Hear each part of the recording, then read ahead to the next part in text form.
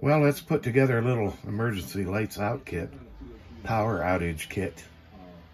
I've used many times. We always have the power go out here. So we have severe storms coming this week, today and tomorrow, I guess. We're just gonna get rain up here, I think, but you never know, the power goes out. So I have my stove always ready. It's a gas one, butane or propane. Runs on these cylinders, or it runs on the big green propane. Both of these you can get at Walmart. So it's easy to get fuel for.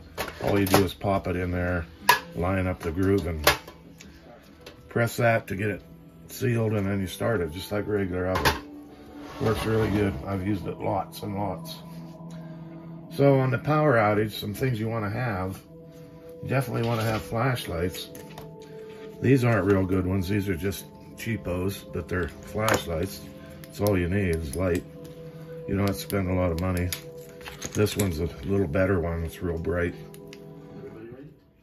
Really bright. And it has different modes. When you get a flashlight, look for one that'll stand on the tail stand like that. It won't stand here because... Anyway, if you get one that tail stands, you can turn it on and reflect the light off the ceiling, and it lights up your whole room. So look for flashlights that you can stand on their tail like that. So there's a little tip there. So we got flashlights. We need flashlights. Candles. You can get these at the dollar store. These are just them little junky candles. I don't really use candles, but you might need them. If you had 4 or 5 of these and put them up, put a little grate or something, you can warm a cup of coffee. That's a good thing. Power banks to charge my phone and my laptop. These are 10,000 milliamp hour batteries. These are from Anchor, both of them. Anchor is the best. Look for Anchor products. And they'll charge your phone, run your laptop, whatever you want to do. This one has a flashlight built into it. That's just kind of gimmicky. This solar thing, don't count on that. I wouldn't even, you know, if you have this, if this goes dead and you have to charge it on solar, you're looking at days to get this charged, believe it or not. Regardless of what they tell you about solar, it's inefficient. So don't even bother with the solar. Grab one if the price is good, but don't base your purchase on the solar. So there you go for that. And I got my tablet. This is an Amazon Fire. And I keep it, and I just download movies on it so that I have something to watch. Amazon Fire. That way I have something to watch when the power goes out. I can't watch TV, and give me something to do there. Amazon Fire.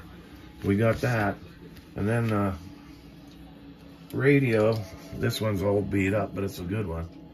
This is my emergency radio.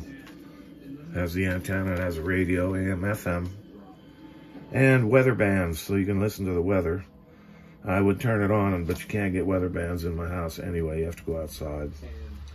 And this one has a flashlight, which actually is pretty good. So, and you can crank it by hand to charge it, which also don't depend on that because you're going to do a lot of cranking. It has a light here. That's a nice light for reading if you want to read. And this solar panel does charge the radio. But again, don't depend on it because it takes forever. And I mean forever. This thing sits out on my porch in the sun all summer long. And if I play the radio, it'll still go dead.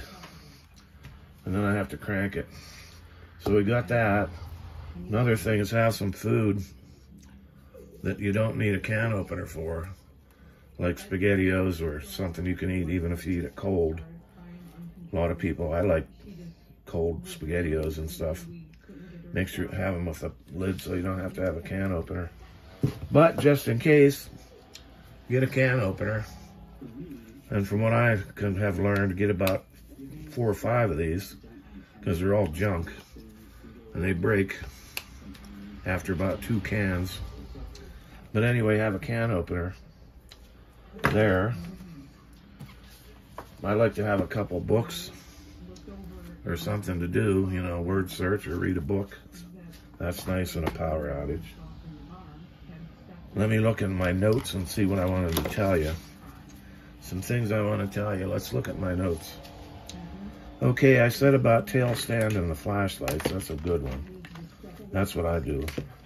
Stand it up like that, reflect it off the ceiling. I have white ceiling, so that works good for me anyway. Download movies.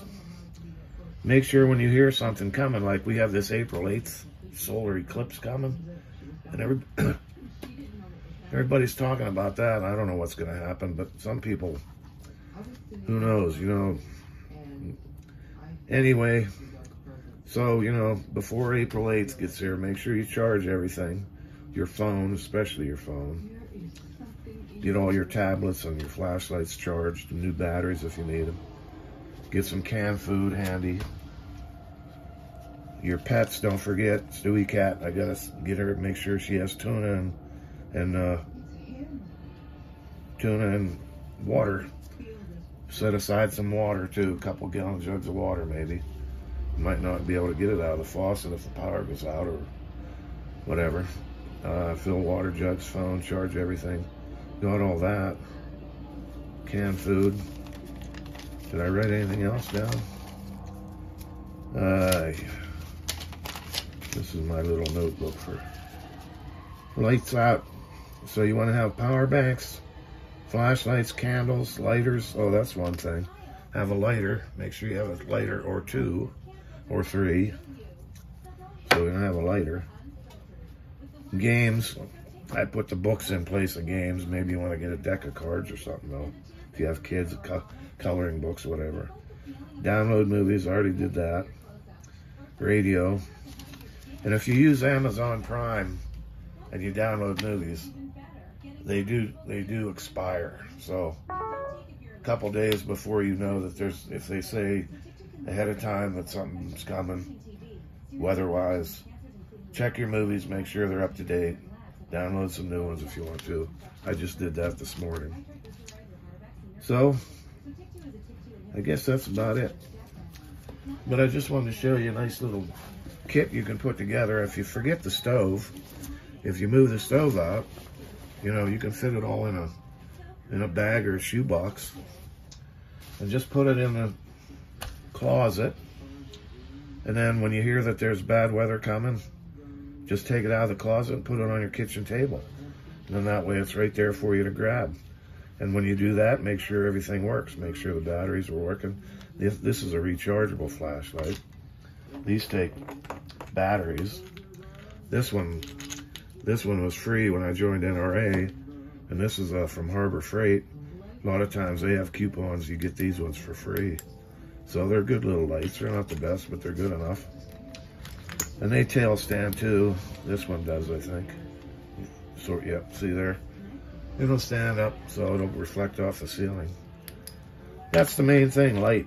For me, it's not so much cooking, because I'll eat cold food out of a can if it's a couple days without power.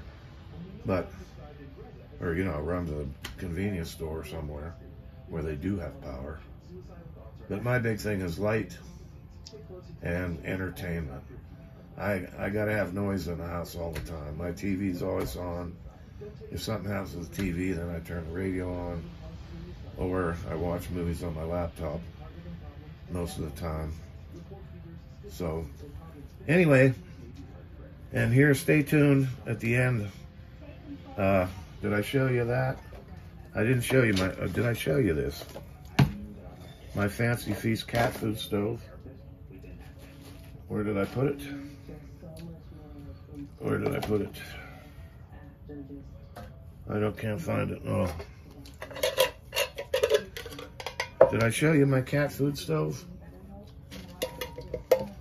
It's just a Fancy Feast cat food can, and you put them holes in with a paper punch, and then you put alcohol in, you know, isopropyl alcohol, just to below there so it doesn't come out through the holes.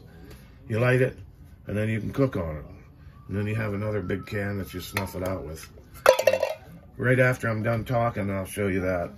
That's coming up, so stay on here. All right. So that's it. Stay safe, stay frosty, bail out. So this is how the Fancy Feast cat food stove works. After you put a little bit of alcohol in there, about just below those holes, and you light it on fire. Be careful. This cup has a little bit of water in it. So let that warm up a little bit in there, and you'll see it start to boil a little bit. And then you put the cup on there, see that? Now it makes a nice little stove. And you can heat water. And it'll only take a minute or two to boil that water. You have to be very careful with alcohol though. I just keep a little bottle like this with my stove. And I keep it in this is a, believe it or not, a folding camp pot. You can actually boil stuff in here like soup. It folds up flat. I won this from Morgan at Rogue Preparedness, and it's really nice for saving space. You can fold it up, like I said, flat, and then just open it up. You can't use it on a campfire, but you can use it on like on a stove like this. But I got my camp cup here, and that's how that works. Those holes you put in with a paper punch, which I was going to show you, but I can't find mine. And, you know, you got to be real careful, but you can use this to cook on. At least boil water if you want to make soup, or, you know, you're limited on what you're going to cook on there, but make hot chocolate, coffee, heat up a can of soup. And it works pretty good. Always make sure you have pliers or something to get that off of there. You don't want to burn your fingers. And then to put it out, just put another can. Just another can, put it on top, like that, and it'll put it out. So they work good, but like I said, you gotta be real careful. Don't do it around kids or pets. Make sure nobody's gonna bump that, because alcohol is, you can't see it burning, so you gotta be real careful. I would say, you know, don't do this until you have to, but just make sure you have, I have a fire extinguisher here too, just in case, and make sure that, like I said, nobody's around to bump it. So there's several ways you can make those kind of stoves. You can look on YouTube, alcohol stoves, and they'll show you different ways. Okay,